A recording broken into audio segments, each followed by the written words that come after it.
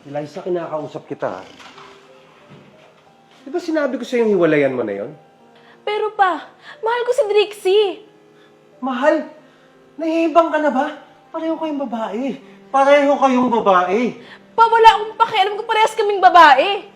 Hindi naman hadlan yung kasarian para magmahal. Kahit na! Nakakadiri kayo!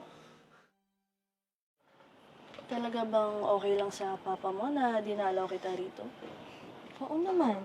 Tsaka, wala naman yung magagawa dahil ikaw yung mahal ko. Pero babe, nag-worry lang kasi ako dahil Hindi niya ako tanggap. Dahil mas gusto kong magjowa ng babae kaysa lalaki. Babe, huwag kang mag-alala. Matatanggap niya din ako. Tayo. Ay, si Papa. Pa. dito magandang hapon.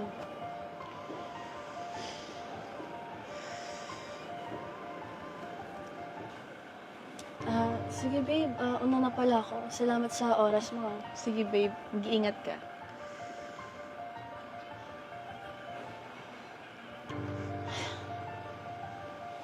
Uusap tayo, ah. Eliza.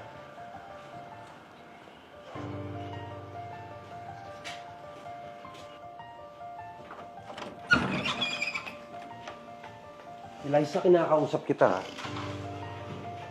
Di ba sinabi ko sa'yo hiwalayan mo na yon? Pero pa, mahal ko si Drixie. Mahal, nahihibang ka na ba? Pareho kayong babae. Pareho kayong babae. Pa, wala akong pakialam kung parehas kaming babae.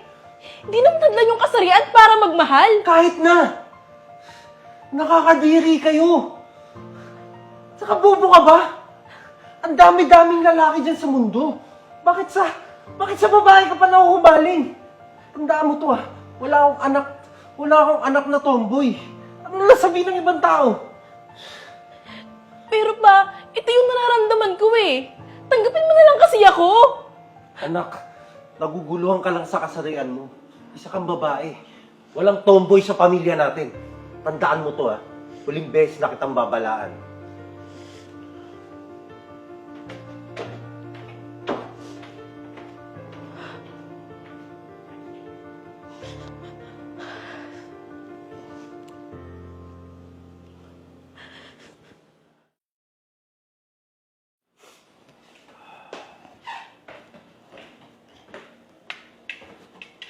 Oh, anak. Gising ka na pala. Halika, saluhan mo ako sa pagkain. Diyan ka na pala. Mamaya na lang. Wala pa akong gana eh.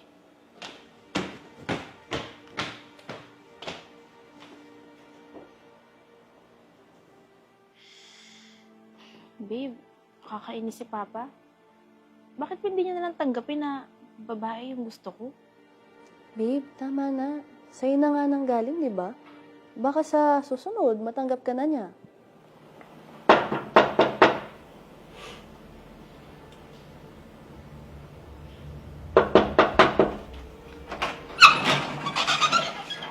Sir, ako nga pa yung nakausap niyo.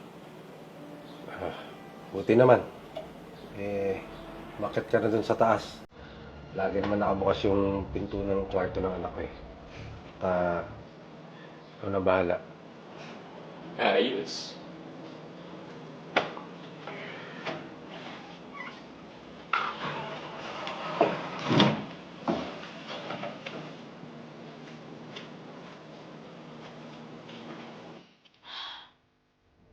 Pero hanggang ngayon, hindi pa rin kami nagpapansinan. Sasaktan ako. Siguro, bigyan na lang natin siya ng space.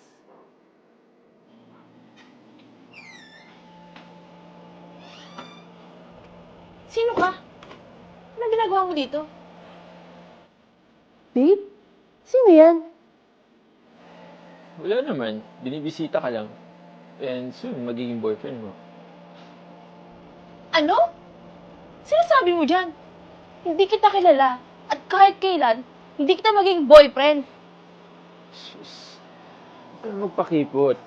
Sigurado naman kapag natikman mo itong gagawin natin, magiging babae ka, sigurado. Pa! Patulong pa! May nakapasok pa! Tawan mo ako! Huwag mo nang pahirapan. Paniligayahin naman kita eh.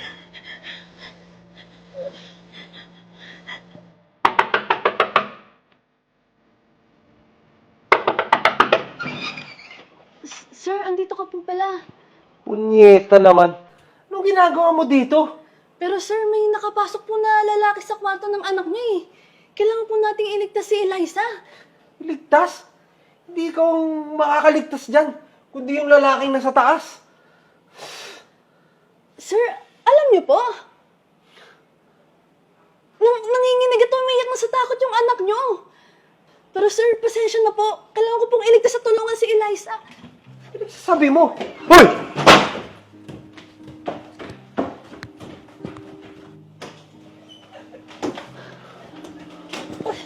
Walang hiya ka! Ano ginagawa mo sa girlfriend ko? Anak, okay ka lang ba? Anong ginagawa mo? Gago ka ba? Sandali. Ba't parang kasalanan ko pa? Eh, di ba ikaw nagbayad sa akin para gawing babae yung anak mo? So, ikaw pa? Ikaw ay pakana nito? Sarili kong ama? Gusto mo ko ipagalaw? Hindi, anak. Hindi naman yun yung sinabi ko sa kanya eh. Ang sabi ko, landiin ka niya at kausapin lang kasi baka sakaling magbago yung isip mo.